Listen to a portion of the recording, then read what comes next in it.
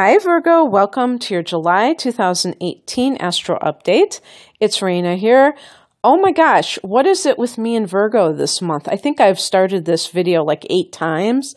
And the funny thing is, one of the last times I started it, I actually fell asleep while I was like holding my phone and talking into it, which is really bizarre. And this has happened to me before, but you know, I can kind of keep it together because there's not like usually a long pause or anything. It's just like you know how like when you kind of drift off for 1 second, but this was like, I think at least 10 seconds or 15 seconds. And when I listened back to the last thing I said, I realized I wasn't making any sense. So I'm redoing it, but I thought that was kind of funny that happened. And it wasn't because I was bored. It was just that I'm sleep deprived. So I'm trying to sound really perky. And I think that this month, it may not be that eventful other than the fact that we have these eclipses. So that in itself may make a lot of things come about, be a catalyst for change. But if we're not going to include the eclipses, there really aren't that many transits that are happening. So I think the eclipses will steal the show. But I will say that when I reflect back on the last set of eclipses back in late January to mid-February, it didn't really affect my life at all. And some of you may agree with me. So it's more likely to happen from what I've read if you have a direct hit to a planet in one of those, close in degrees to the solar eclipse or the lunar eclipse, or like a cusp, like the edge of a house, the dividing line of each house. If it intersects that, then perhaps that's going to show that that area is going to be impacted in general, and you will see direct results of that. But I was just thinking about the last set of eclipses, and I was like, oh, whatever. Didn't really seem like it had much of an impact. So as we enter the month of July, we have the sun in your 11th house of friendships, groups, hopes, and wishes. The luckiest house in the sign of Cancer. Cancer is a friendly energy to you. It's a sextile, which means it's 60 degrees apart, and it's just very friendly. The things flow easily to you from this sign in this house. And so you may be more social than Virgos usually are. Remember that in the tarot, you're the hermit. And not that Virgo people are one of the more reclusive signs. I don't really feel that way. But you might, from time to time, be more inclined to be keeping to yourself. And this may be a time when you're more social. And then, but I wanted to say that Venus is actually in your 12th house. So Venus is in this karmic hidden house that also connects to the spiritual dimension, past lives. So that's what I mean by karmic anyway. But so this could be that you meet somebody who is your soulmate, or at the very least, I was going to say at the very least, a twin flame, because the way people are describing twin flames, I don't know if that's the kind of relationship that is that warm and fuzzy. However, I sometimes am a little bit skeptical of people's, characterizations of twin flame relationships. I think that karmic relationships is a better way of putting it because it can feel familiar. And sometimes people think if something is familiar, it means that I have shared a history with this person, which may be true, but this can be true of your family members, and you may not want to spend time with some of your family members if you have like a lot of conflicts with them, but they may feel very familiar. And it's like karmic relationships can be characterized as problematic. And obviously, I think all of our relationships are probably karmic. I don't know, though. I mean, there may be people that we meet in this lifetime that we have not known in past lifetimes. But if you have a strong connection to someone, I think the chances are great that you have known them in previous lifetimes. So you have this history together. But the history can be more on the negative side than the positive side, just like in this life, you know. There are people that it's almost like if you think of somebody that you consider your worst enemy, and this could be anyone, this could even be a family member too, there's almost like this affection for that person because they hold such a strong, you hold such a strong bond with them, even if you fight like cats and dogs. You know, it really, there's like this really special type of connection that you have with somebody that's very, very problematic. And it could be an ex-partner, anything. So my point being that if you meet somebody during this period of time and they feel familiar, look at how you interact with them. Do you have this sense of like you have a great rapport, or is it like more drama than actual having things in common? Because I think that's kind of important in order to decide whether or not this person is a good influence on your life or not. Anyone can be an influence, but are they a good influence? And so, yeah, I mean, it's just very interesting how this may play out for you. It could be a soulmate situation. It could be the person that you've been waiting for. You know, it could run the gamut.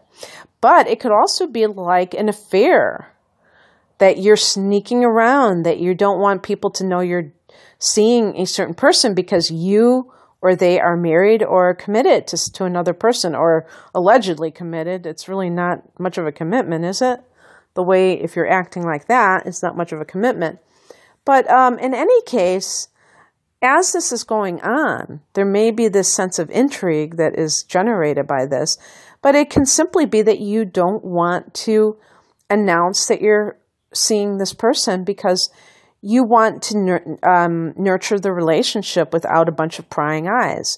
So that could be going on. And then on the 9th, Venus goes into the first house of the self. So you may suddenly get this desire to get your hair cut in a different way, or maybe you've been not having makeup on and you decide that you're going to wear makeup all of a sudden. Who knows? It can be that you just appear attractive to those who are connected to you, or, you know, or that you may present yourself to. And this can be turned into something for your benefit. Because if you're looking for a partner, you can seem more attractive. If you're looking for a job, you can seem more charming and more of an agreeable personality. And they might say, you're hired. We want somebody like you working for us. So it's great for self-promotion. I think that's the best way of putting it. On the very next day, Jupiter goes direct, and that's going to be good for all of us. Although, when Jupiter's retrograde, it's not the same haywire energy that you associate with Mercury retrograde, for instance. Now, at the time that July begins, Mars is retrograding itself. So we already have a personal planet retrograding. Jupiter is not a personal planet, so it's not affecting us in our lives. Although, I mean, maybe it's because I'm a Sagittarian and Jupiter's the ruler of Sagittarius, but I feel like it has impacted me. And for some of you Virgos, who knows? Maybe your rising sign, if your sun is in Virgo, your rising sign might be Sagittarius, and then that's your ruler. But in any case, Jupiter retrograde in the fourth house of home and family in Scorpio is, or a correction, the third house of communication is something that may have recently impacted you in a positive way while Jupiter was retrograding, because you may have gotten an opportunity to do something with maybe teaching or getting some certification, and you couldn't do it before and now you can. So that might have been something that has come up for you, but now that Jupiter is direct, things can move forward. If you were doing a website, maybe you've been tweaking it or trying to get a YouTube channel off the ground, you might notice that now things flow more smoothly, although we do have that Mars retrograde. So it might be more towards September that you really see the results of all of this. But the other thing about this is Jupiter in the third house can be that siblings help you in some way, brothers and sisters.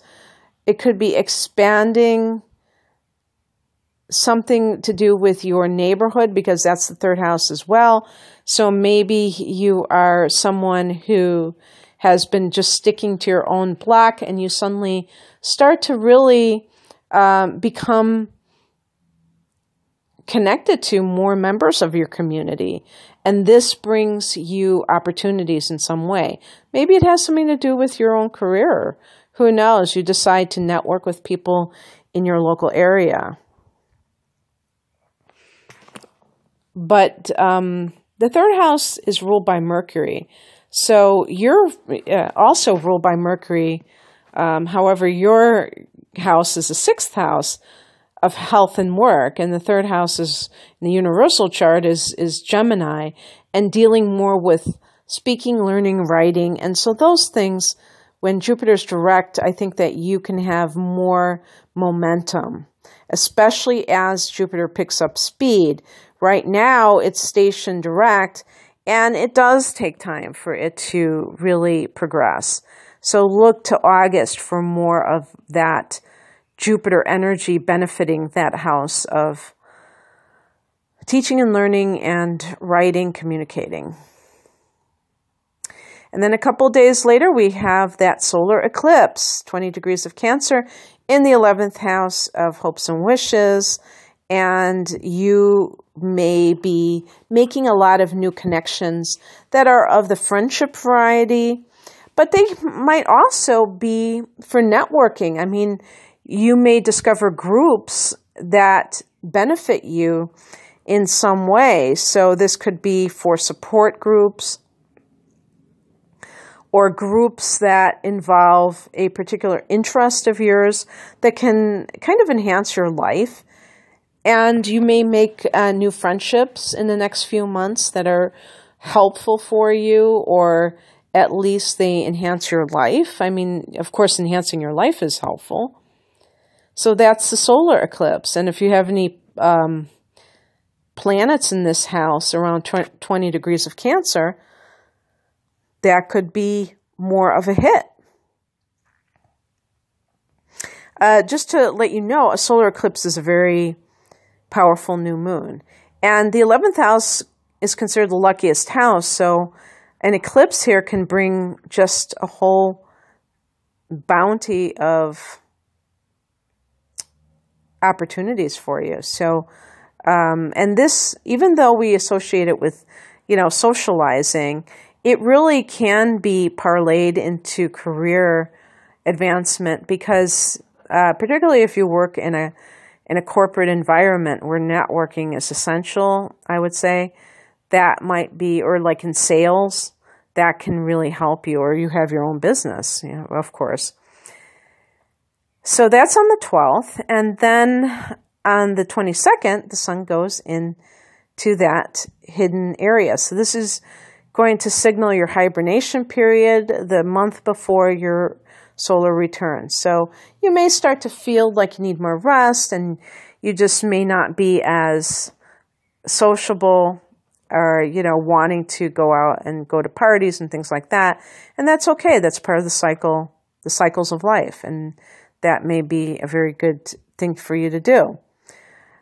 On the 25th or the 26th, depending on where you live, Mercury goes retrograde, and this will be in that house as well.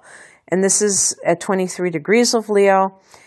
This can be a time when you are really thinking about perhaps things that were deeply buried within you. You know, the 12th house is mental health, and it can deal with subliminal memories or things like that, and sublimated. I was going to say, I really meant to say sublimated memories, but subliminal, you know, the subconscious mind is also the 12th house. So this can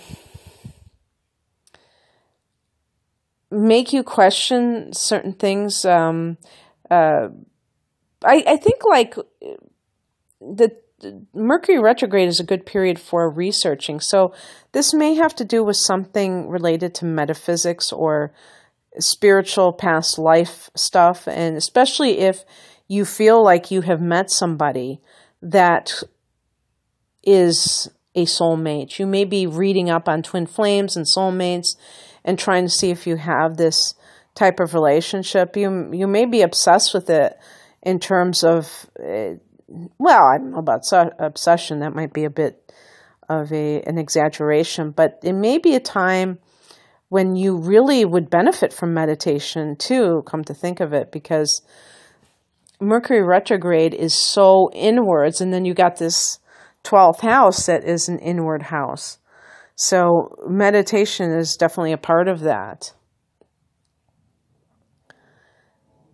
And especially since Mercury is your ruler, that may just indicate where the energy is focused at this time, which is with your higher self and things like that, meditation in general, and nothing necessarily of this world. The 12th house is very otherworldly. And then we have this lunar eclipse at 4 degrees of Aquarius, and this is occurring either on the 27th or the 28th, depending on where you live. And this can be a time of letting go, and this is the area of the 6th house. So you may be ending your